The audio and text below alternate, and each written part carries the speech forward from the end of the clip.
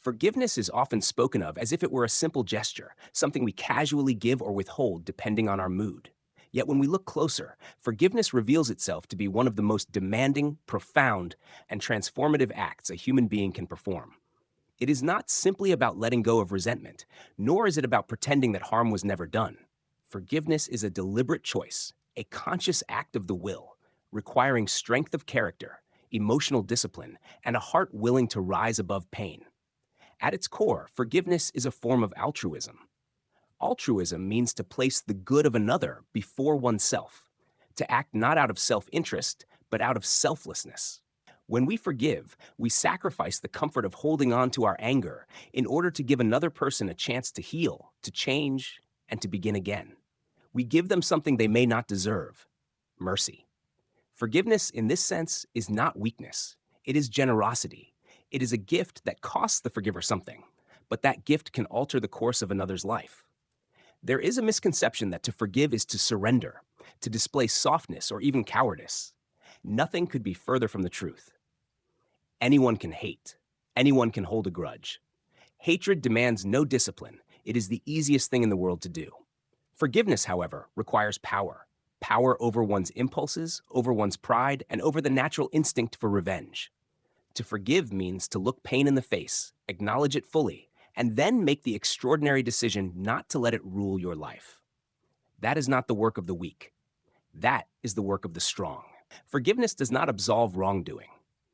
To forgive is not to excuse, minimize, or erase accountability. Wrongdoing remains wrongdoing, and justice may still demand consequences. But forgiveness reframes the wrongdoer not as an enemy to be destroyed, but as a flawed human being capable of change.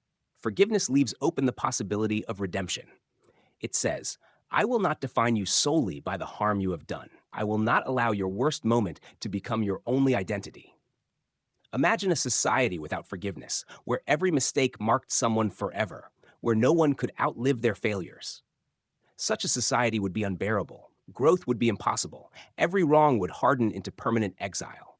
Forgiveness prevents that.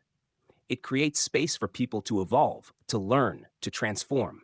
It does not deny justice, but it tempers justice with humanity. It insists that people are more than the sum of their errors. On a personal level, forgiveness liberates. Holding on to resentment chains us to the very harm that wounded us. Anger corrodes the soul, reshaping us in the image of the one who wronged us. But forgiveness frees us. It allows us to reclaim our humanity, to declare that we are not defined by the cruelty of others, but by the choices we make in response. In forgiving, we step out of the prison of bitterness and walk into the freedom of peace. Forgiveness is therefore not only an act of compassion toward another, but also an act of compassion toward oneself. It spares us from carrying the heavy burden of hatred for years or even decades. It spares us from replaying old wounds again and again. When we forgive, we release ourselves as much as we release the other. We find calm where there was turmoil, clarity where there was confusion, and strength where there was only exhaustion. But the altruistic power of forgiveness goes further still. Forgiveness has the potential to transform not only the forgiver, but also the forgiven. A person confronted with mercy instead of condemnation may awaken to the reality of what they have done. They may feel a stirring of remorse they had long suppressed. They may, for the first time, glimpse the possibility of becoming better. Forgiveness can spark repentance and fuel redemption. In this way, it interrupts cycles of harm and opens the way for cycles of healing. This is why forgiveness is so deeply honored in the great spiritual traditions of the world. The Buddha taught that hatred never ends through hatred, but only through love. Jesus, in his final moments on the cross, prayed for his executioners, saying, "Father, forgive them, for they know not what they do." These examples are not only religious, they are profoundly human. They remind us that forgiveness is one of the highest expressions of moral greatness, a demonstration that the human spirit can rise above cruelty and choose compassion. Forgiveness also has immense social value. Families cannot endure without it.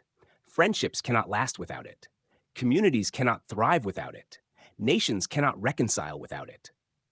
Without forgiveness, families are torn apart by old grudges, friends are divided by past offenses, and societies disintegrate into cycles of vengeance. But where forgiveness is present, reconciliation becomes possible. Old wounds can close, new futures can open. Forgiveness makes restoration conceivable, where otherwise there would only be decay. The beauty of forgiveness lies in its paradox. It feels like giving something away, our right to anger, our satisfaction in vengeance, our sense of superiority. And yet in giving these up, we gain far more in return. We gain peace of mind. We gain freedom of spirit. We gain the dignity of knowing that we chose a higher path, one not dictated by bitterness, but guided by love. In liberating someone else, we liberate ourselves. In choosing compassion for another, we discover compassion for our own hearts. Ultimately, forgiveness is an act of hope. It declares that the past need not define the future, that human beings can change, that no failure is final. To forgive is to say, I believe in something greater than my pain. I believe in something greater than your mistake. I believe in the possibility of redemption. That is why forgiveness, practiced in the spirit of altruism, is one of the most profound gifts we can offer. Forgiveness is strength, not weakness. It is wisdom, not naivety. It is justice balanced with mercy, pain transformed into love, brokenness reshaped into renewal. When we forgive, we participate in the rebuilding of a more humane world. We declare that cruelty will not have the last word, that hatred will not be the final chapter. We choose instead to leave room for healing, for growth, and for life itself. And in doing so, we become more than victims of what has been done to us. We become authors of what will be written next. Forgiveness can be understood not only as a release of resentment, but also as an act of redemption, a way of offering another human being the chance to rise from the weight of their past mistakes. At its highest form, forgiveness is not about erasing what has been done, but about creating the conditions under which someone can begin again. To forgive is to hold open the door of transformation, even for those who may not have earned such grace. It is to believe that people are capable of more than their worst actions. In this sense, forgiveness is not simply an inward choice for the sake of personal peace. It is a profoundly outward act, one that grants others the possibility of renewal. When a person has committed harm, they are often trapped within the shadow of their own guilt. They may be condemned by society, alienated by family, and silenced by shame. Without a pathway back, their identity becomes permanently fused with their offense. They are the liar, the thief, the betrayer, the abuser. They may want to change, but the chains of stigma prevent them from moving forward. In this context, forgiveness becomes a lifeline. It tells the wrongdoer, I see what you have done, but I also see what you can still become. That single message can mean the difference between continued descent into darkness and a genuine effort to live differently. To forgive as an act of redemption requires courage because it involves risk. There is always the possibility that the forgiven will squander the gift, repeat the harm, or fail to appreciate the mercy extended to them. But if no one ever took that risk, no one would ever change. Human beings need second chances to grow. None of us is flawless. All of us depend, in some measure, on the willingness of others to see beyond our failures. Redemption becomes possible only because someone believes in us enough to offer it. The power of forgiveness in this redemptive sense can be seen most clearly in stories where compassion transformed lives. Consider the case of a criminal who, after years in prison, is met not with hatred, but with a community willing to welcome him back. With support, encouragement, and forgiveness, he may rebuild his life, support his family, and even become an advocate against the very crimes he once committed. The turning point is not the punishment itself. It is the moment someone looked at him not as a permanent offender, but as a human being still capable of good. The same can be said in personal relationships.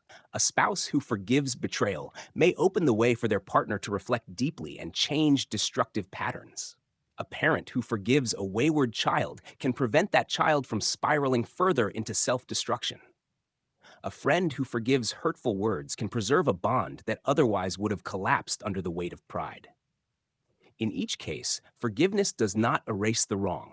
It does not make the pain vanish. But it redeems the relationship by offering the chance to start anew. What makes forgiveness an act of redemption is that it does not stop with the forgiver. It aims to transform the forgiven.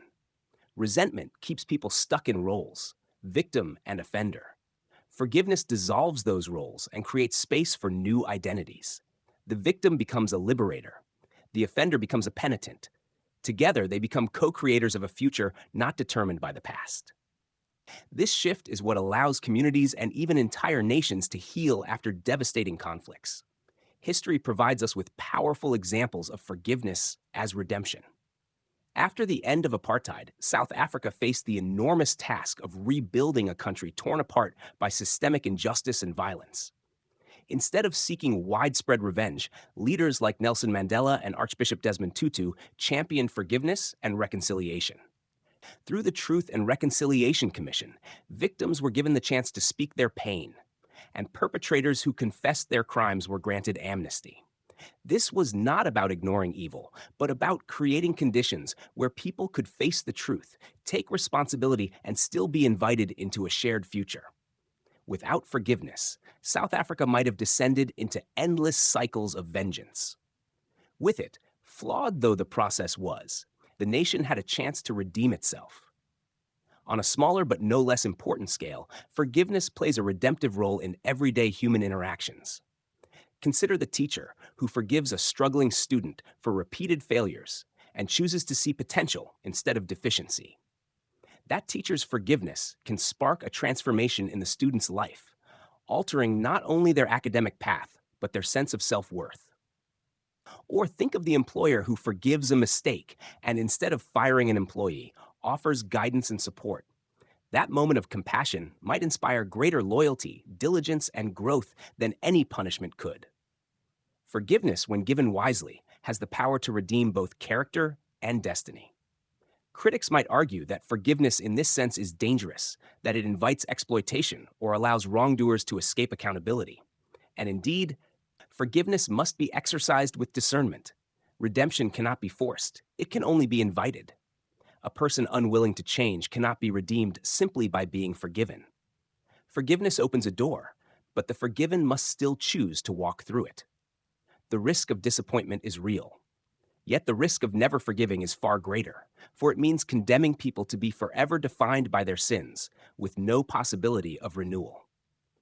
A world without forgiveness is a world without redemption, and a world without redemption is a world without hope. Forgiveness as redemption also carries a spiritual dimension. To forgive is to imitate, in some small way, the grace of something larger than ourselves. Whether one speaks of God, the universe, or the moral order of life, there is a recognition that forgiveness restores harmony where there was division, light where there was shadow, life where there was decay. Forgiveness aligns us with a truth deeper than vengeance, that people are not static, that change is always possible, that even the broken can be made whole. This does not mean forgiveness will always succeed in redeeming others. Sometimes the forgiven do not change. Sometimes they abuse the gift. But even then, forgiveness can redeem the forgiver, lifting them above the corrosive effects of hatred. And in the cases where forgiveness does awaken transformation, the results are nothing short of miraculous. A heart once hardened softens. A person once lost finds purpose. A relationship once shattered becomes a testimony of resilience. In families, forgiveness redeems generations. Parents who forgive each other spare their children the trauma of bitterness. Siblings who forgive mend bonds that carry into the future. Communities that forgive prevent feuds from becoming legacies of hate. Nations that forgive rebuild futures where young people can grow free from the weight of ancestral conflicts. Forgiveness at every level redeems not just individuals, but entire societies. To view forgiveness as redemption is to recognize its creative power. Forgiveness does not merely remove something negative. It adds something profoundly positive. It gives birth to new possibilities. It is the soil in which second chances take root, the breath that revives what was dying, the hand that pulls someone up from the depths. It is an act of faith in the human capacity to be more than our mistakes. This is why forgiveness is not simply a private matter. It is a gift with social, cultural, and spiritual implications. It ripples outward, touching not only the lives of those directly involved, but also those who witness it.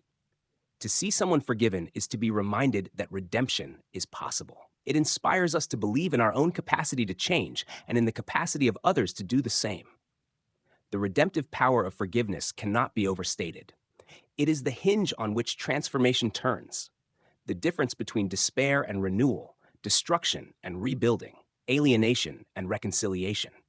To forgive is to say, you are not forever bound to your worst act. You are still capable of becoming better. That message, given at the right time, can alter the trajectory of a life. Forgiveness, then, is not only about peace for the wounded, it is about hope for the wrongdoer. It is about refusing to lock anyone in the prison of their past. It is about keeping the door of the future open, even when the past cries out for vengeance. It is about redemption. Not guaranteed, not automatic, but always possible. In offering forgiveness as redemption, we take part in the most profound act of altruism. We give another human being the chance to stand again. We risk disappointment, but we also invite transformation. We absorb the cost of pain so that someone else might be free to grow. And in doing so, we help create a world where no mistake is final, where no soul is beyond renewal, and where hope, against all odds, continues to live. Forgiveness is often spoken of as something we give to others, but one of its most overlooked dimensions is the healing it brings to the one who forgives. To forgive another is not only to set them free, it is to set ourselves free from the invisible chains of bitterness, anger, and resentment. Holding on to hurt feels natural. It can even feel justified, as though our pain is a shield that protects us from being harmed again. Yet over time, resentment does not protect. It poisons. It corrodes the mind, burdens the heart, and dims the light of our spirit. Forgiveness, then, is not only an act of mercy toward others, but an act of profound self-care, a medicine for the soul. Resentment has a way of taking root deep within us. We replay the offense in our minds again and again, keeping the wound fresh, allowing anger to grow stronger with each recollection. We tell ourselves stories about what happened, about who we are because of it, about how we must never forget. And in doing so, we give power to the very thing that harmed us. The wrongdoer may go on with their life, perhaps even oblivious to the depth of the injury, but we remain trapped, prisoners of our own memories. Forgiveness is the act of breaking free from that prison. It is the decision to say, this hurt me, but it will not define me. This pain entered my life, but it will not own my life. The healing power of forgiveness is not merely psychological, it is physical. Studies have shown that harboring long-term anger and bitterness is linked to higher stress, increased risk of heart disease, weakened immune function, and a host of other health problems. Our bodies carry the weight of our emotions. When we cling to resentment, our nervous systems stay in a state of tension, our hearts beat with unease, our muscles carry invisible burdens. Forgiveness, by releasing resentment, allows the body to relax, the heart to slow, the mind to clear.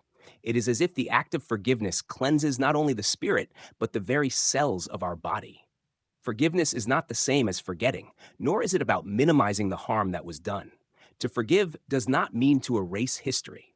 The wound is real, and the memory may never disappear. But forgiveness transforms the way we carry that memory. Instead of holding it as a burning coal that scorches us each time we touch it, forgiveness allows us to place it down, to acknowledge it as part of our story, but not the whole story. We move from being defined by the pain to being defined by our resilience. We shift from victimhood to agency, from suffering to strength. The healing that comes through forgiveness can be seen in countless personal stories. A woman betrayed by her partner finds herself consumed with anger for years, unable to trust, unable to move forward. It is only when she chooses to forgive, not because he deserves it, but because she deserves peace, that she finds the ability to open her heart again. Or think of a man who carries bitterness toward a parent who failed him in childhood. For decades, that anger shapes his relationships and sabotages his sense of self. Yet when he forgives, he discovers a lightness he never thought possible, a freedom to live without being tethered to the past. Forgiveness, in these cases, does not excuse the wrong. It does not erase the pain, but it heals the one who was hurt, granting them back the fullness of their life. One of the great tragedies of unforgiveness is that it keeps us bound to the very people we wish to escape. To hate someone is to carry them with us everywhere, to allow them to occupy space in our minds and hearts long after they are gone. Forgiveness releases us from that bondage. It allows us to reclaim ourselves, to take back the power we unknowingly surrendered to those who hurt us. To forgive is to say, you no longer control me. My thoughts, my peace, my joy, they belong to me again. In this way, forgiveness is not a gift to the offender, but a reclamation of the self. The path to forgiveness is often misunderstood as passive, but in truth, it is an active process. It requires reflection, courage, and sometimes even struggle. To forgive is to confront the depth of one's pain honestly and to choose a higher response in the face of it. It can feel unnatural at first because anger provides a temporary illusion of strength. But true strength comes not from holding on, but from letting go. True healing begins not when we nurse our wounds, but when we release the power those wounds have over us. The ancient wisdom traditions recognized this truth long before modern science confirmed it. The Buddha taught that holding on to anger is like grasping a hot coal with the intent of throwing it at someone else. You are the one who gets burned. The wisdom of this teaching is universal. Anger may feel justified, but it is we who suffer most when we cling to it. Forgiveness, therefore, is not indulgence. It is sanity. It is the refusal to keep burning ourselves in the fire of old grievances. This healing dimension of forgiveness also extends to relationships. When we choose to forgive, we allow our connections to others to be reborn. Families that hold grudges collapse under the weight of unspoken resentments. Friendships end when mistakes are never forgiven.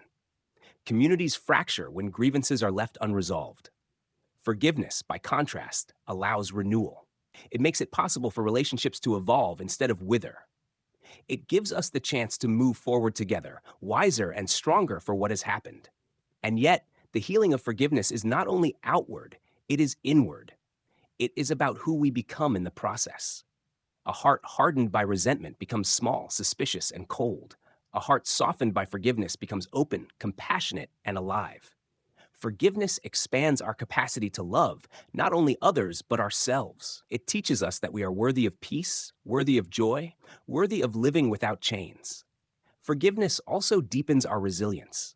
Life is full of pain. Betrayal and disappointment are inevitable. If we cannot forgive, we remain at the mercy of these events, constantly shaped and misshaped by what others do to us. But when we cultivate the ability to forgive, we develop a kind of inner invincibility. We learn that no matter what happens, we can rise above it. We can endure hurt without being defined by it. We can encounter injustice without becoming consumed by it. Forgiveness, then, is not only healing, it is empowerment. There is also a spiritual dimension to this healing. Many who forgive describe feeling a release that is almost transcendent, as if a heavy burden has been lifted from their soul. They speak of peace that surpasses understanding, of a lightness that feels divine. Forgiveness connects us to something larger than ourselves, a sense of grace, of mercy, of love that flows beyond human calculation. It reminds us that we are part of a greater story, one in which pain can be transformed into wisdom and wounds into sources of compassion. To forgive for the sake of one's own healing is not selfish. It is the recognition that bitterness helps no one, while healing helps everyone. A person at peace spreads peace. A person freed from resentment brings freedom to others. The healing of forgiveness radiates outward, touching families, communities, even nations. When individuals heal through forgiveness, the collective fabric of society strengthens. It is worth remembering, too, that forgiveness is a process, not a single moment. Healing takes time. There may be days when the anger resurfaces, when the wound feels raw again. Forgiveness must be chosen repeatedly, each time the old bitterness threatens to return. It is not a one-time event, but a continual practice, an ongoing commitment to freedom. Each act of forgiveness deepens the healing, until at last the wound is no longer an open sore but a scar, a mark of survival, a reminder of strength, but no longer a source of pain.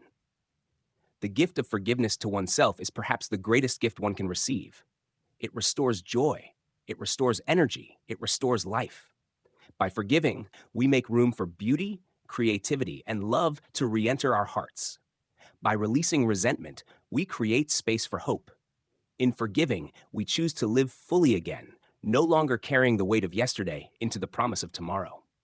Forgiveness, then, is not only something we do for others, it is something we do for ourselves.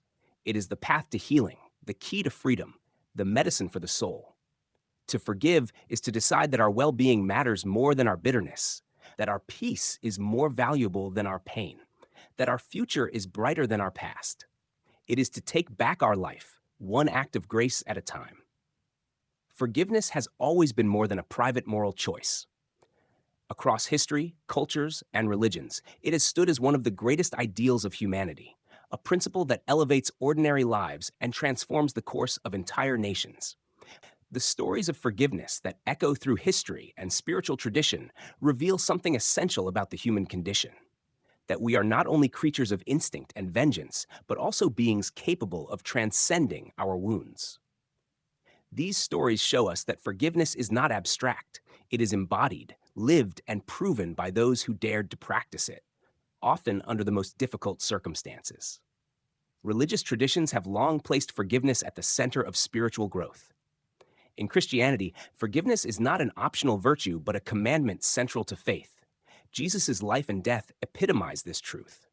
The most striking moment occurs at the crucifixion, where he utters words that still resound through centuries. "Father, forgive them, for they know not what they do." Here is the ultimate act of altruism, not merely enduring injustice, but responding with mercy toward those who inflicted it. The scene is shocking in its reversal of human instinct. Crucifixion was designed to humiliate, to break the spirit, to strip dignity from the condemned. And yet, in that very moment of dehumanization, Jesus chose forgiveness. He gave his executioners not what they deserved, but what they needed: grace. For Christians, this act embodies the highest expression of divine love, teaching that forgiveness is not weakness, but the truest reflection of strength and faith. In Buddhism, forgiveness is inseparable from the practice of compassion. The Buddha taught that hatred never ceases by hatred. Hatred only ceases by love. This principle is not merely poetic, but profoundly practical. To carry hatred is to perpetuate suffering, not only for the one hated, but especially for the one who hates. Forgiveness, then, becomes a means of liberation. In Buddhist practice, forgiveness is a way of purifying the mind, releasing oneself from the bonds of anger, and cultivating boundless compassion for all beings. Stories from Buddhist texts often highlight monks or lay followers who, despite betrayal or harm, respond with equanimity and kindness, modeling that forgiveness is not indulgence, but a path to enlightenment. Islam too emphasizes forgiveness as a divine attribute to be mirrored by human beings. God is described as Al-Ghafur, the all-forgiving, and Ar-Rahman, the most merciful. Believers are encouraged to forgive others as they seek forgiveness from God. The Quran proclaims, "Let them pardon and overlook. Would you not like that Allah should forgive you?" 24:22. This teaching grounds forgiveness not only in social harmony, but in spiritual reciprocity. By forgiving others, one opens the heart to divine mercy. Throughout Islamic history, stories abound of leaders and ordinary believers extending forgiveness even to enemies, demonstrating that mercy is stronger than revenge. Judaism, with its deep focus on justice, also holds forgiveness in balance with accountability. The concept of teshuvah, or repentance, teaches that human beings can always return, change, and make amends. Forgiveness in Jewish tradition is not about excusing harm, but about acknowledging that no person is permanently bound to sin. When genuine repentance is shown, forgiveness restores relationships and strengthens community. The Day of Atonement, Yom Kippur, is built on this principle, a time when both seeking and granting forgiveness is essential to spiritual renewal. Hinduism highlights forgiveness through its emphasis on ksama, a virtue considered one of the highest expressions of dharma. Forgiveness in Hindu thought is not merely social but cosmic. It restores balance, removes the poison of anger, and aligns one with the divine order. Many Hindu epics, such as the Mahabharata, present characters who, despite immense betrayal, choose forgiveness as a way to uphold righteousness. To forgive is to rise above personal grievance and participate in universal harmony. These religious traditions, though varied in form, converge on a single truth: forgiveness is not merely desirable, but essential for human flourishing. It is the foundation of peace, the soil in which compassion grows, the thread that holds communities together. Forgiveness is a discipline, a spiritual practice, a way of aligning the human heart with a higher reality. Beyond religion, history itself offers striking examples of forgiveness shaping the destiny of nations. One of the most celebrated figures of modern times, Nelson Mandela, embodies this truth. After spending 27 years imprisoned under South Africa's apartheid regime, Mandela emerged not with vengeance, but with a vision of reconciliation. He understood that without forgiveness, the nation would descend into civil war. By choosing forgiveness, he set the stage for South Africa's peaceful transition to democracy. His ability to forgive his captors was not denial of injustice, but a radical act of altruism, placing the well-being of the nation above his personal bitterness. Mandela's leadership reminds us that forgiveness has the power not only to heal individuals, but to transform societies. Similarly, in post-World War II Europe, forgiveness became a cornerstone of rebuilding. After years of unimaginable devastation, former enemies found ways to reconcile. France and Germany, nations long defined by hostility, gradually built cooperation through acts of mutual forgiveness. This reconciliation laid the foundation for the European Union, an unprecedented project of peace on a continent once ravaged by war. The willingness to forgive did not erase the atrocities of the past, but it prevented them from dictating the future. In the United States, the civil rights movement provides another example. Leaders like Martin Luther King Jr. preached forgiveness in the face of violence, hatred, and systemic oppression. King drew deeply from Christian teachings, declaring that forgiveness is not an occasional act, it is a permanent attitude. He believed that responding to hatred with hatred would only multiply darkness, but responding with forgiveness could break the cycle and illuminate the path toward justice. This was not passive acceptance, but active resistance, transforming forgiveness into a force for social change. These stories from religion and history reveal a profound pattern. Forgiveness is not easy. It often emerges in contexts of deep suffering and profound injustice. And yet, those who practice it demonstrate an extraordinary strength, one that ripples outward beyond themselves. Their forgiveness redeems not only the offender, but also the forgiver, and often, entire communities. It is an act of altruism in the truest sense, placing the possibility of healing, peace, and shared humanity above personal desire for revenge. At the same time, these examples remind us that forgiveness is not forgetfulness. Jesus did not deny the cruelty of crucifixion. Mandela did not pretend that apartheid had not scarred his people. Survivors of war did not erase their losses. Forgiveness is not erasure, but transformation.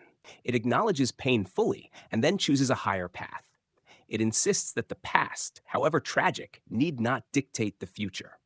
The enduring lesson from history and religion is that forgiveness expands the boundaries of what is possible. On the individual level, it frees us from resentment. On the communal level, it prevents endless cycles of vengeance. On the national and even global level, it allows reconciliation and cooperation where hatred might otherwise reign. Forgiveness does not make the world perfect, but it makes healing possible. In every age, the figures who shine brightest are those who chose forgiveness when revenge seemed easier. They remind us that forgiveness is not simply an act of kindness, but an act of courage. It is an act of creation, creating new futures, new identities, new possibilities. Forgiveness is the bridge between what has been broken and what can be rebuilt. To read these stories is to be challenged.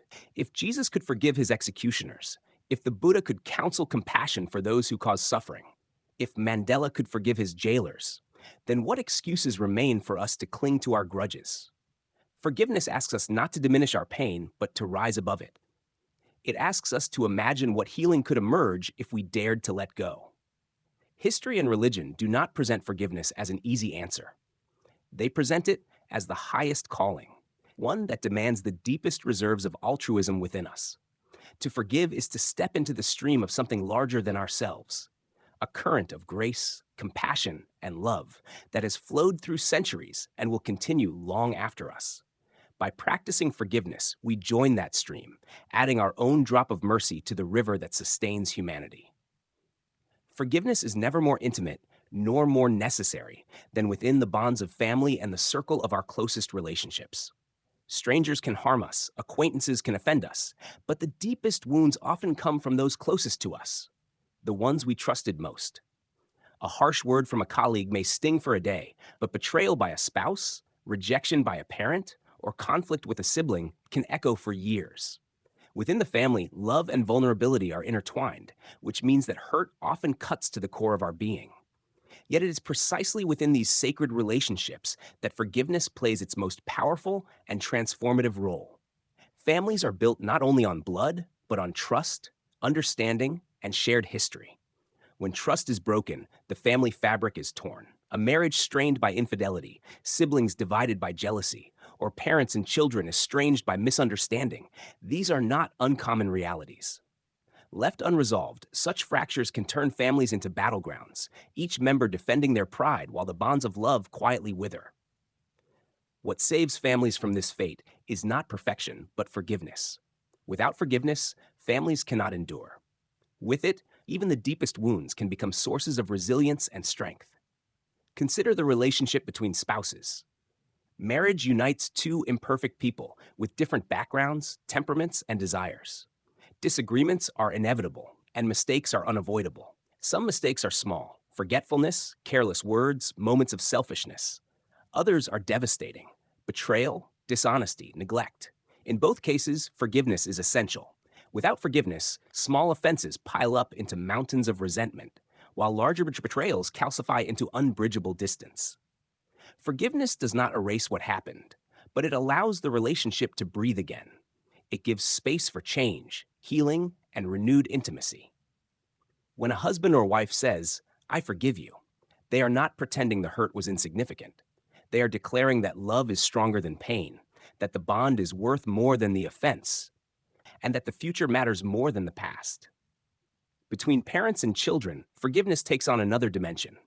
Parents often make mistakes, sometimes out of ignorance, sometimes out of fear, sometimes out of misplaced intentions. A parent may fail to provide emotional support, may impose unrealistic expectations, or may even act in ways that leave lasting scars. Children, in turn, may rebel, disappoint, or wound their parents with harsh words and defiant actions. Without forgiveness, such moments of failure can calcify into bitterness that spans generations. But when forgiveness enters the relationship, healing begins. A grown child who forgives a flawed parent frees themselves from carrying resentment into their own adult life. A parent who forgives a wayward child opens the door for reconciliation instead of estrangement. Forgiveness allows families to rediscover love beneath the weight of disappointment. Siblings, too, are often caught in cycles of rivalry and resentment. Growing up together, they share not only affection, but also competition for attention, for approval, for space. Old rivalries, if never resolved, can harden into lifelong estrangements. But when forgiveness is offered, when one sibling chooses to let go of jealousy, or another chooses to release a grudge, the relationship can be reborn. Forgiveness reminds siblings that what unites them is greater than what divides them. It restores the sense of shared history and mutual care that no one else can replicate. The power of forgiveness in families lies in its ability to transform pain into growth. A couple that learns to forgive becomes stronger, more compassionate, and more resilient. A parent and child who reconcile through forgiveness build a bond that is more honest and enduring than before. Siblings who forgive create families that are safe havens instead of battlegrounds. Forgiveness does not erase imperfection. It makes room for it. It acknowledges that mistakes are part of being human, and that love, if it is to last, must be stronger than resentment. Of course, forgiveness within families is not always easy. The closer the relationship, the deeper the wound, and the harder it can be to let go. In marriages, betrayal can feel like a shattering of the very foundation of trust. In parent-child relationships, neglect or abuse can leave scars that last a lifetime. Forgiveness in such cases is not about excusing or forgetting. It is about releasing oneself from the endless cycle of hurt. It is about choosing not to let past injuries dictate the future of the relationship or the future of one's own heart. Forgiveness may not always mean reconciliation. Sometimes boundaries are necessary. But even when relationships cannot be restored, forgiveness still brings healing to the one who offers it. Religious and cultural traditions have long recognized the necessity of forgiveness in families.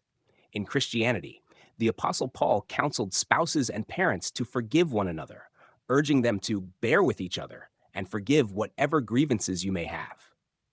In Buddhism, forgiveness is seen as a practice of compassion that begins at home.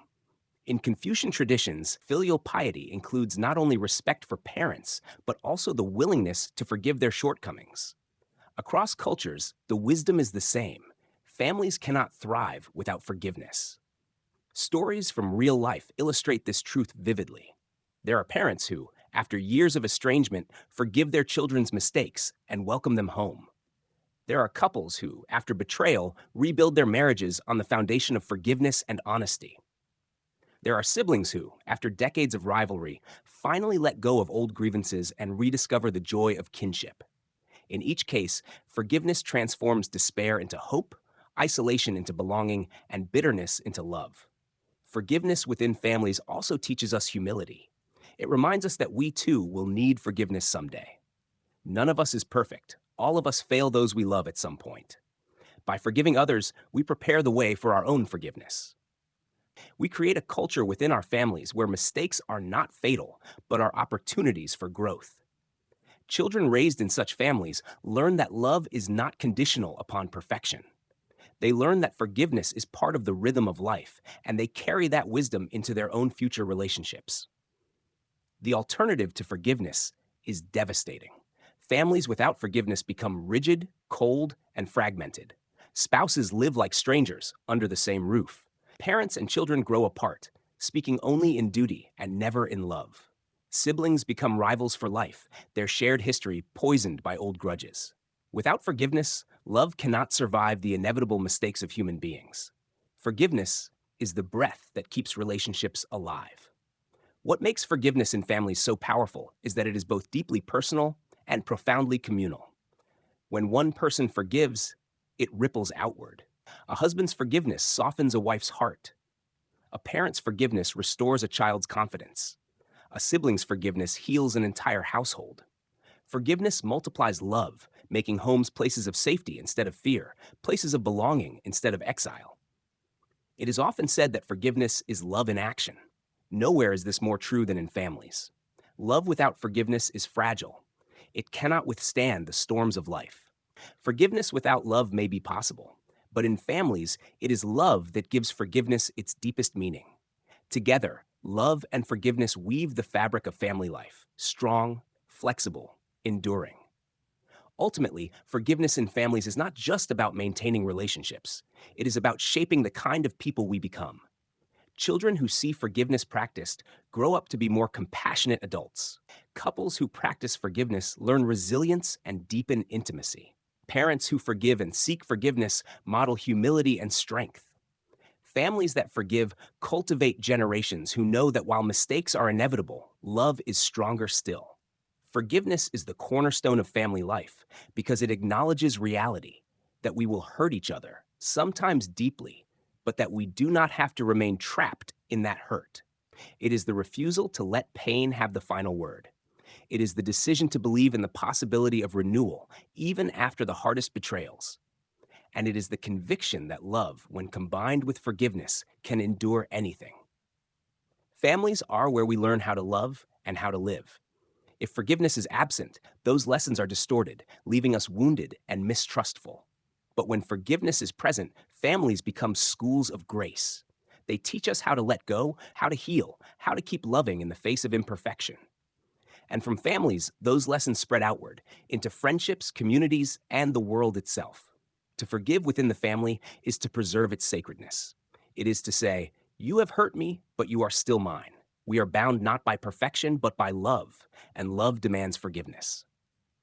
That kind of forgiveness is not easy. It costs something. It always does. But what it gives in return is immeasurable. Peace, reconciliation, and the enduring strength of bonds that no mistake can destroy. Forgiveness does not exist only within the private spaces of hearts, families, or friendships. It is also a force with immense significance in society at large, where justice, law, and collective memory often collide with the human capacity for mercy.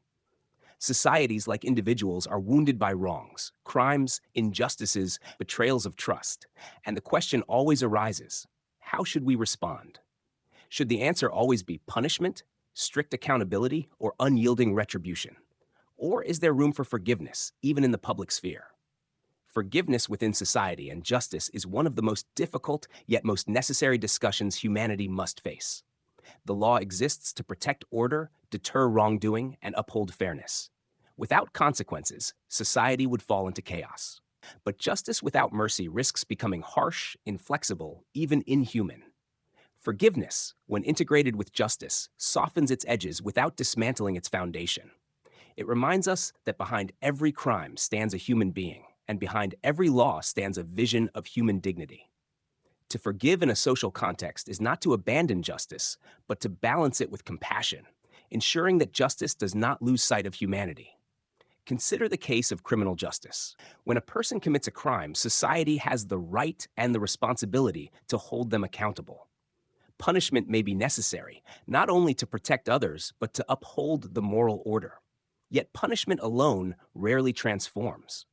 A prison sentence may restrict behavior, but it does not necessarily redeem character.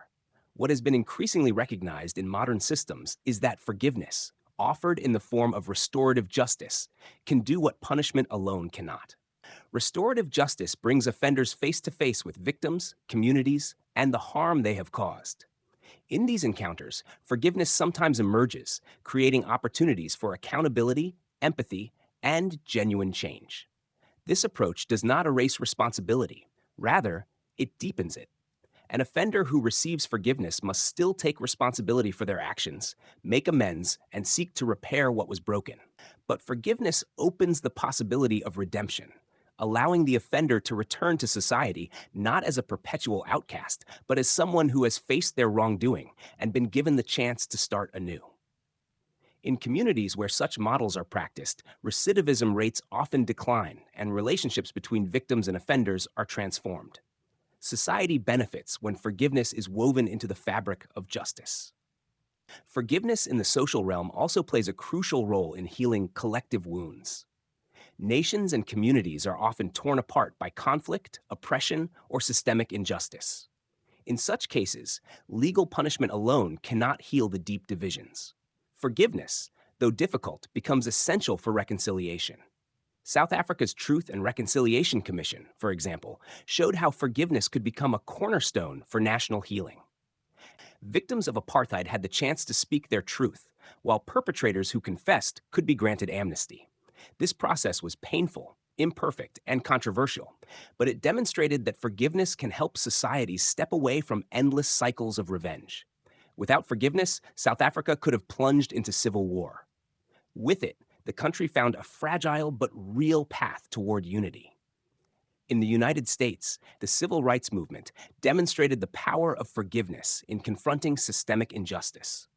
Martin Luther King Jr. taught that responding to violence with violence would only deepen division, but responding with forgiveness could break the cycle. King's vision was not naive. He understood the need for justice. But he also believed that forgiveness had the power to transform enemies into allies and oppressors into partners in building a more just society. His commitment to forgiveness in the face of hatred was not passive submission, but active resistance, a refusal to let bitterness dictate the future. Forgiveness in society also challenges the way we view offenders. When we see wrongdoers only as criminals, we strip them of their humanity. Forgiveness, however, reminds us that even those who harm others are still human beings, capable of remorse, capable of change. This does not mean excusing crime or abandoning accountability. It means holding a vision of justice that includes the possibility of redemption. A society that cannot forgive becomes brittle, incapable of renewal. A society that knows how to forgive becomes resilient, able to face its failures and grow stronger from them. The tension between forgiveness and justice is not easy to resolve. Some crimes are so heinous that forgiveness feels impossible. Survivors of violence may feel betrayed if society forgives too easily. The demand for justice is real and rightful. Forgiveness in such contexts must never be forced. It is a gift that can only be freely given. But what societies can do is create conditions where forgiveness is possible, where victims have a voice, offenders have the opportunity to repent, and communities can heal. This is not indulgence. It is wisdom, recognizing that punishment alone cannot heal wounds, but forgiveness can. Examples of forgiveness in public life reveal both its difficulty and its transformative power. After the Rwandan genocide of 1994, where nearly 1 million people were slaughtered in ethnic violence, survivors faced the unthinkable: how to live alongside those who had killed their families. Many chose to forgive, not because the crimes were small, but because without forgiveness, there could be no future. Villages organized local courts where perpetrators confessed, sought forgiveness, and reintegrated into the community. These acts of forgiveness were excruciating, but they made it possible for Rwanda to rebuild. On a smaller scale, forgiveness in society can be seen in cases where victims of crime extend mercy to offenders. Families of murder victims who forgive the killer often describe the act not as excusing the crime, but as freeing themselves from the corrosive grip of hatred. Sometimes their forgiveness inspires transformation in the offender, who might use their life in prison to serve others, educate, or become an advocate for peace. Such stories are rare and radical, but they remind us of the extraordinary power forgiveness has to reshape not only individuals, but entire communities. The integration of forgiveness into society also raises deeper questions about what kind of world we want to build. Do we want a society defined solely by retribution, where every wrongdoer is cast out forever? Or do we want a society that acknowledges wrongs, enforces accountability, but also leaves room for grace? The answer to this question shapes the character of nations. Forgiveness, when embraced, creates cultures of resilience rather than fragility, cooperation rather than division, hope rather than despair. Forgiveness and justice must always be balanced. Too much leniency risks undermining accountability. Too little forgiveness risks hardening hearts and perpetuating cycles of violence. The challenge is not to choose one over the other, but to weave them together, creating a justice system that is both firm and compassionate. Forgiveness is the element that prevents justice from becoming cruelty and transforms it into restoration. At its deepest level, forgiveness in society is a recognition of shared humanity. Victims and offenders alike are part of the same human family. Communities fractured by injustice cannot survive on vengeance alone. They need the healing power of forgiveness to create a future that is not trapped in the past. Forgiveness does not erase the harm, but it transforms the meaning of it. It allows societies to say, we will remember what happened, but we will not let it define us forever. We will hold you accountable, but we will also give you the chance to become more than your crime. Forgiveness in the public sphere may seem lofty, even impossible. Yet history and human experience show it is not only possible, but necessary. It is what allows victims to heal, offenders to repent, and communities to reconcile. It is what keeps justice from becoming vengeance and turns it into restoration. Without forgiveness, society fractures into endless retaliation. With it, even the deepest wounds can begin to close. The practice of forgiveness in society requires courage. It demands that we look beyond our immediate desire for punishment and consider the long-term health of our communities. It asks us to believe in the possibility of change, even in those who have failed us most deeply. And it challenges us to hold justice and mercy together, refusing to sacrifice one for the other. Ultimately, forgiveness in the realm of society and justice is an act of hope. It declares that no matter how broken things become, they can still be repaired. It affirms that human beings are not permanently trapped in their worst acts. It invites us to imagine a world where accountability and compassion coexist, where wrongs are faced honestly, and where redemption remains possible. Such a world will never be perfect, but it will be more human, more resilient, and more alive. Forgiveness is often spoken of in sweeping, almost romantic terms, as if to forgive is always the right answer, always noble, always pure.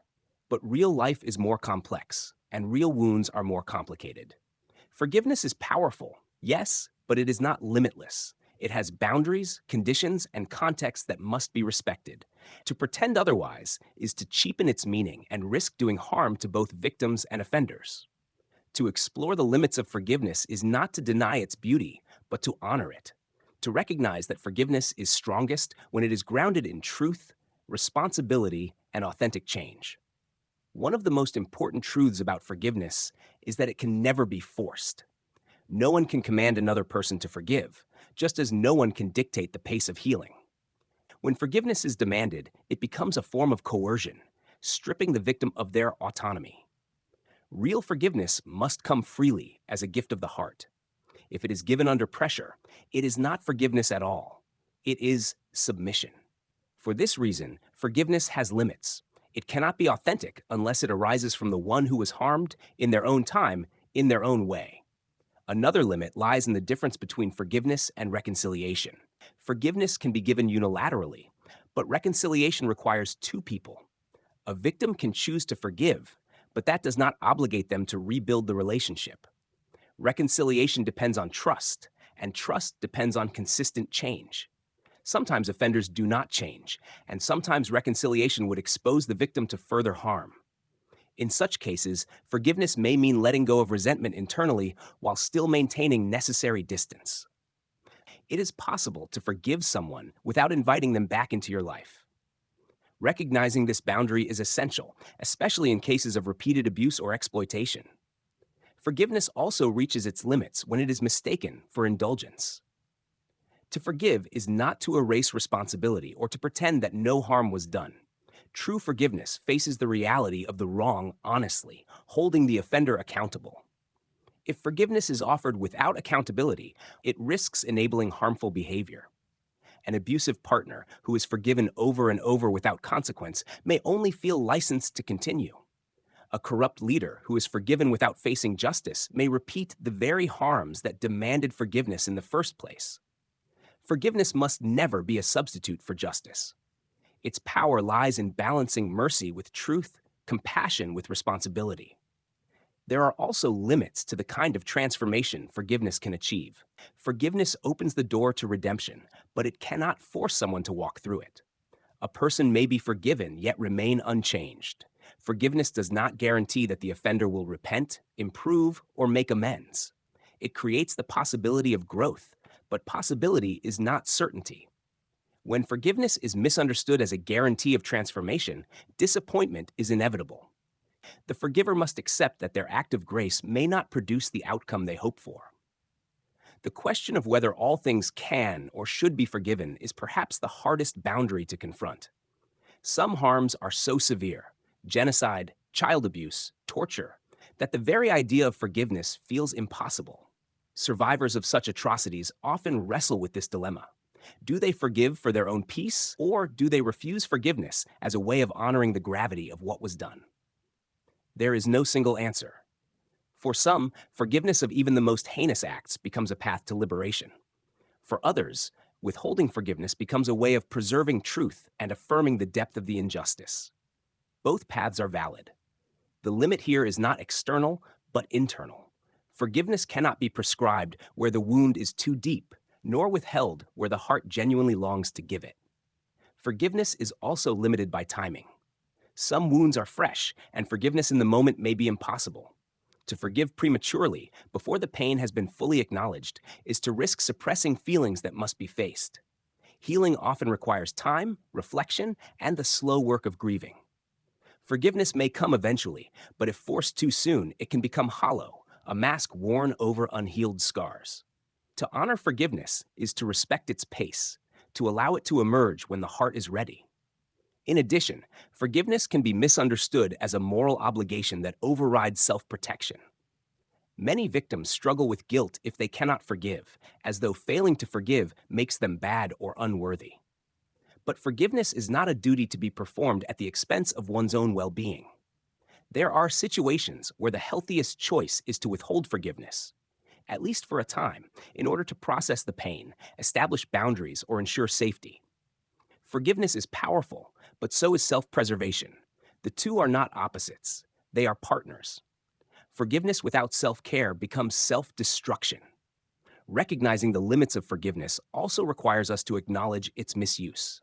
History and culture sometimes exploit the language of forgiveness to silence victims. Women in abusive relationships are told to forgive their partners endlessly. Communities ask survivors of violence to forgive too quickly in order to preserve social harmony. Institutions may urge forgiveness as a way to avoid accountability. In these cases, forgiveness becomes corrupted, a tool of oppression rather than liberation. True forgiveness must always empower, never diminish, the one who forgives. At the same time, we must resist cynicism. The limits of forgiveness do not diminish its value. They clarify its meaning. Forgiveness is not a magic wand that erases harm, nor is it a license for wrongdoing.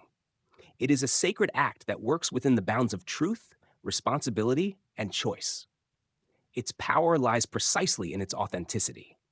When forgiveness is freely chosen, when it is paired with accountability, when it emerges at the right time and in the right way, it becomes transformative. Its limits do not weaken it, they protect it from being cheapened.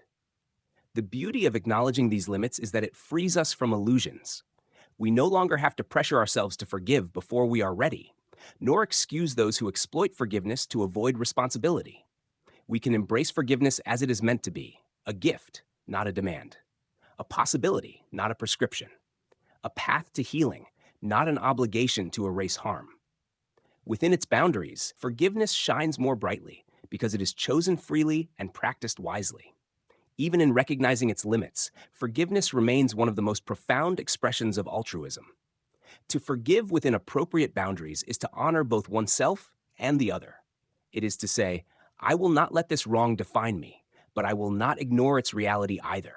I will seek peace, but I will not sacrifice truth. I may forgive, but I will do so in my own time, on my own terms. That balance between mercy and wisdom, compassion and responsibility, is what makes forgiveness not only powerful, but sustainable. The limits of forgiveness, then, are not failures. They are safeguards. They ensure that forgiveness remains authentic, meaningful, and rooted in reality. They remind us that forgiveness is not infinite in every circumstance, but that its value lies in being a deliberate, courageous choice. By understanding these boundaries, we do not diminish forgiveness. We protect its sacredness. Ultimately, forgiveness is not about erasing all wrongs or reconciling all relationships. It is about choosing freedom over bondage, love over hate, mercy over vengeance, when and where it is possible. And when it is not possible, it is about respecting that truth, trusting that healing may come in other forms. Forgiveness has limits, but within those limits lies a depth of power that continues to heal lives, restore relationships, and bring light to some of the darkest corners of the human experience. Forgiveness is often imagined as something soft, tender, even fragile. But in truth, forgiveness is the path of the strong. It is the mark of those who have learned to master themselves, who can rise above the pull of vengeance and bitterness to choose compassion instead. The world tends to equate strength with domination, with the ability to crush enemies, win battles, or prove superiority. Yet history and human experience reveal a deeper truth. The strongest people are those who can forgive. They are the ones who, in the face of pain and injustice, refuse to let hatred define them. Forgiveness is not the absence of power, it is power in its highest form. To forgive requires courage. When we are wronged, anger feels like armor. It gives us the illusion of control, of strength, of protection against further harm. But anger consumes. It narrows our vision, hardens our hearts, and traps us in cycles of retaliation. Forgiveness asks us to do something infinitely harder, to lower the armor, to release the grudge, to risk vulnerability. This act demands more bravery than striking back ever could. It is easy to lash out. It is hard to let go. Forgiveness requires us to stand tall, to own our pain without being owned by it, and to extend grace where vengeance might feel more natural. Only the strong can do this. The strength of forgiveness is not passive. It is active, deliberate, and transformative. Forgiveness does not say, what you did was acceptable. It says, what you did was wrong, but it will not imprison me, and it does not have to define you. In this way, forgiveness reframes both victim and offender. The forgiver moves from weakness to empowerment, from being controlled by the past to shaping the future. The offender, if willing, is offered a chance to rise above their worst moment. Forgiveness creates possibilities that anger never can. This strength becomes even clearer when forgiveness is contrasted with revenge. Revenge may feel powerful, but it binds us to the one who harmed us. It keeps us tethered to their actions, allowing them to dictate the course of our lives long after the injury occurred. Forgiveness, by contrast, breaks that bond. It declares independence from the offender. It reclaims freedom. To forgive is to say, you no longer control me. My life is mine again. This is the kind of strength that cannot be taken away, the kind that endures. Forgiveness also reveals a different kind of leadership. True leaders are not those who retaliate the hardest, but those who model mercy. Nelson Mandela, after 27 years of imprisonment, forgave his captors and guided South Africa toward reconciliation instead of revenge. His strength lay not in crushing his enemies, but in transforming them into partners for peace. Martin Luther King Jr. preached forgiveness as a permanent attitude, insisting that love was stronger than hate. His leadership demonstrated that forgiveness is not weakness, but the greatest weapon of the oppressed. These examples remind us that strength is measured not by how fiercely we can punish, but by how deeply we can forgive. The strong also know that forgiveness is not always immediate. It often comes at the end of a long process of wrestling with pain, grief, and anger. To forgive too quickly before the wound has been acknowledged may be denial rather than strength. True forgiveness requires facing the pain honestly and still choosing to release it. This is not the work of those who avoid conflict. It is the work of those who confront reality head on and then rise above it. The willingness to walk through pain rather than around it is the essence of strength. Forgiveness also strengthens communities. In families, it prevents mistakes from turning into lifelong estrangements. In friendships, it allows bonds to endure through the storms of misunderstanding. In nations, it prevents conflicts from hardening into endless cycles of vengeance. A strong society is one that knows how to forgive, because forgiveness preserves unity, builds resilience, and allows healing. Without forgiveness, families collapse, communities fragment, and nations crumble under the weight of their own grudges. Forgiveness is not only strength for individuals, it is the strength of civilizations. The strength of forgiveness is not only external, it is internal. To forgive is to cultivate resilience. Life will inevitably bring hurt, betrayal, and disappointment. If we cannot forgive, each injury leaves us weaker, piling resentment upon resentment until we are crushed beneath them. But if we can forgive, each injury becomes a chance to grow, to deepen our compassion, to expand our capacity for love. The strong are not those who avoid pain, but those who learn to transform it. Forgiveness is the alchemy that turns wounds into wisdom. There is also a spiritual strength in forgiveness. To forgive is to align ourselves with something larger than pride or ego. It is to live in harmony with the truth that love is greater than hate, mercy greater than judgment, hope greater than despair. Religious traditions across the world teach this not as weakness, but as divine strength. To forgive is to imitate the mercy of God, to embody the compassion of the Buddha, to walk the path of prophets and saints. It is to recognize that the human spirit is strongest not when it conquers others, but when it conquers itself. Some may object, insisting that forgiveness lets people off the hook, that it signals surrender. But the strong know better. Forgiveness does not erase responsibility. It redefines it. Offenders must still be held accountable. They must still face consequences. But forgiveness allows accountability to coexist with compassion. It allows justice to be tempered by mercy, truth to be balanced by grace. This is not surrender. This is mastery. It is strength that sees farther than punishment, strength that envisions a future where both victim and offender can be restored. The strong also understand that forgiveness does not guarantee reconciliation. Sometimes relationships cannot or should not be restored. Sometimes forgiveness must exist alongside boundaries. But even then, forgiveness is strength, because it frees the heart from bitterness and allows life to move forward.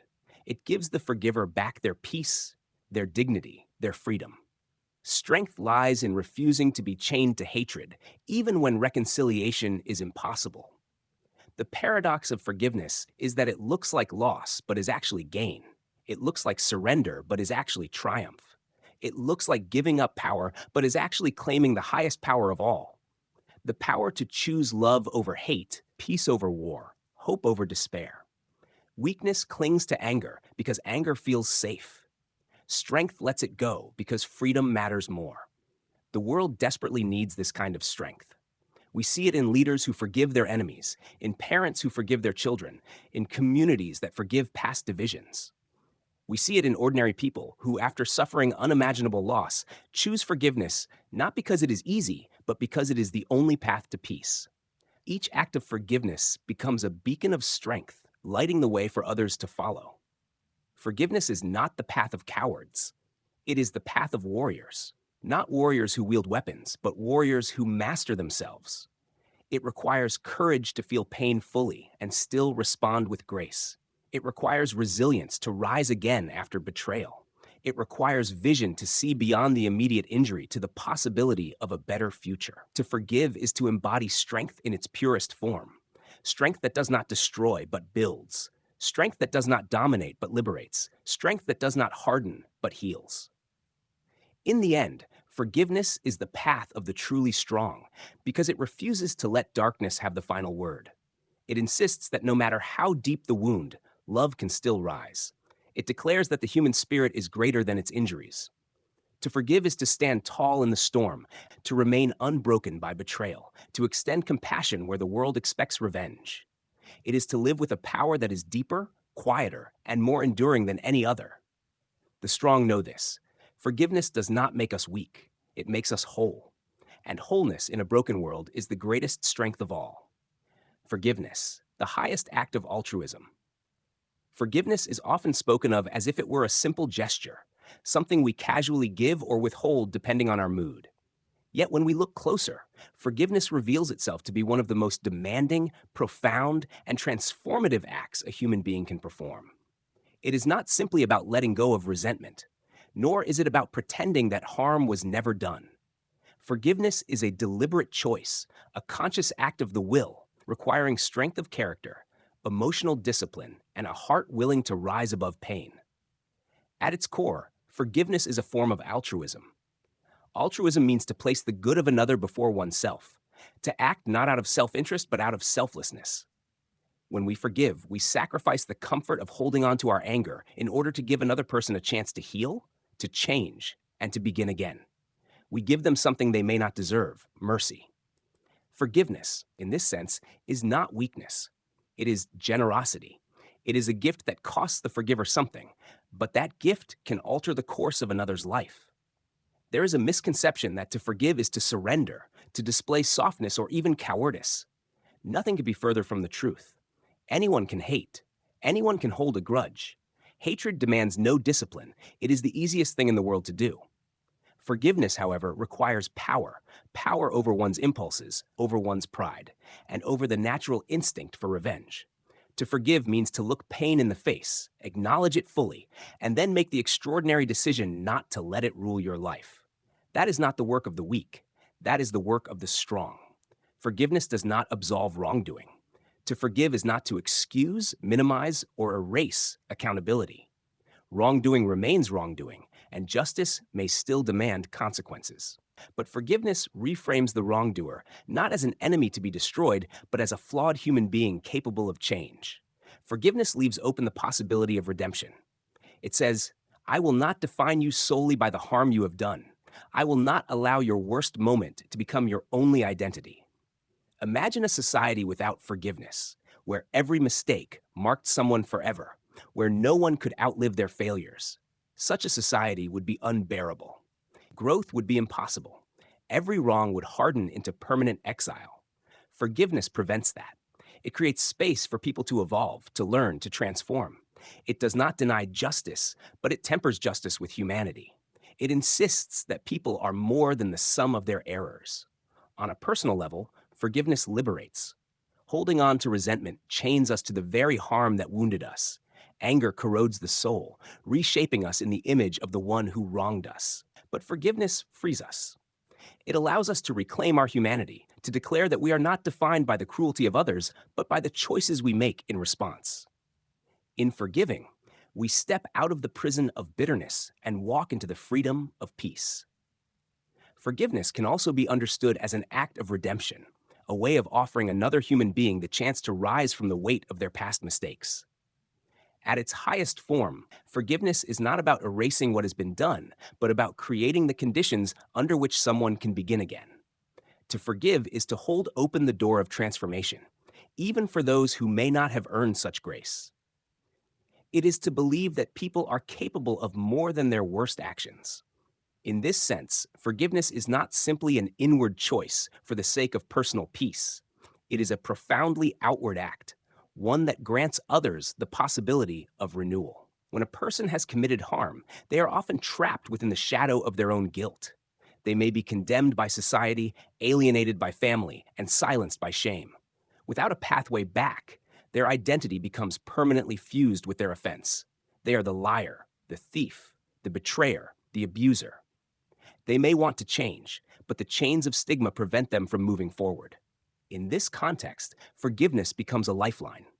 It tells the wrongdoer, I see what you have done, but I also see what you can still become. That single message can mean the difference between continued descent into darkness and a genuine effort to live differently. Forgiveness is therefore not only something we give to others, but something we give to ourselves. To forgive another is not only to set them free, it is to set ourselves free from the invisible chains of bitterness, anger, and resentment. Holding on to hurt feels natural. It can even feel justified, as though our pain is a shield that protects us from being harmed again. Yet over time, resentment does not protect, it poisons. It corrodes the mind, burdens the heart, and dims the light of our spirit. Forgiveness, then, is not only an act of mercy toward others, but an act of profound self-care, a medicine for the soul. Resentment has a way of taking root deep within us. We replay the offense in our minds again and again, keeping the wound fresh, allowing anger to grow stronger with each recollection. We tell ourselves stories about what happened, about who we are because of it, about how we must never forget. And in doing so, we give power to the very thing that harmed us. The wrongdoer may go on with their life, perhaps even oblivious to the depth of the injury, but we remain trapped, prisoners of our own memories. Forgiveness is the act of breaking free from that prison. It is the decision to say, this hurt me, but it will not define me. This pain entered my life, but it will not own my life. Religious traditions have long placed forgiveness at the center of spiritual growth. In Christianity, Jesus' life and death epitomize this truth. The most striking moment occurs at the crucifixion, where he utters words that still resound through centuries. Father, forgive them, for they know not what they do. Here is the ultimate act of altruism, not merely enduring injustice, but responding with mercy toward those who inflicted it. In Buddhism, forgiveness is inseparable from compassion. The Buddha taught that hatred never ceases by hatred. Hatred only ceases by love. To carry hatred is to perpetuate suffering, not only for the one hated, but especially for the one who hates. Forgiveness, then, becomes a means of liberation. In Islam, forgiveness is described as an attribute of God, and believers are urged to forgive others as they seek forgiveness themselves. In Judaism, the concept of teshuvah emphasizes repentance and return, teaching that people are not forever bound to sin. In Hinduism, forgiveness restores cosmic balance and aligns human beings with dharma. Different traditions, but the same truth. Forgiveness is essential for human flourishing. Beyond religion, history itself offers striking examples of forgiveness shaping the destiny of nations. Nelson Mandela, after 27 years in prison, forgave his captors and chose reconciliation over revenge. Martin Luther King Jr. declared that forgiveness is not an occasional act, it is a permanent attitude, showing that forgiveness could be a tool for social transformation. These leaders did not choose forgiveness because it was easy. They chose it because it was the only path strong enough to build a future beyond hatred. Forgiveness is never more intimate than within families. In marriages, forgiveness keeps love alive through the storms of betrayal and disappointment. Between parents and children, forgiveness bridges the inevitable gaps of misunderstanding and failure. Among siblings, forgiveness prevents rivalry from hardening into estrangement. Families that forgive become havens of grace. Families that cannot forgive fracture into lifetimes of bitterness. Forgiveness is the breath that keeps relationships alive. But forgiveness also belongs in the realm of society and justice. Laws exist to protect order, but without forgiveness, law can become cold and merciless. Forgiveness, expressed through practices like restorative justice, creates pathways for offenders to take responsibility and for victims to heal. It prevents cycles of vengeance and opens the possibility of rehabilitation. Forgiveness in the public sphere has rebuilt nations, healed communities, and shown that mercy and justice can coexist. Still, forgiveness has limits. It must never be forced. It must not be confused with indulgence. It cannot erase responsibility, nor can it guarantee reconciliation. Forgiveness is a gift, not an obligation. It has to come freely, from within, and at the right time. To demand forgiveness is to betray its essence. To misuse forgiveness to silence victims is to corrupt its meaning. By recognizing its limits, we preserve its dignity and authenticity. And finally, forgiveness is the path of the truly strong. The world confuses strength with vengeance, but true strength is the ability to forgive. It takes courage to set down the burden of hatred. It takes resilience to transform wounds into wisdom. It takes vision to see beyond betrayal into the possibility of a new future.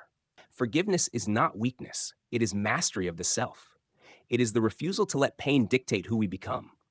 Forgiveness is strength because it does not destroy, it builds. It does not dominate, it liberates. It does not harden, it heals. To forgive is to live with a power deeper, quieter, and more enduring than any other, the power of a heart that chooses love over hate, hope over despair, peace over vengeance. Forgiveness is the highest act of altruism, not because it ignores the reality of harm, but because it insists that humanity is greater than harm. It is the declaration that our lives are not bound by our wounds, nor are we defined forever by our failures. To forgive is to believe in redemption, to believe in change, and to believe in a future where compassion has the final word.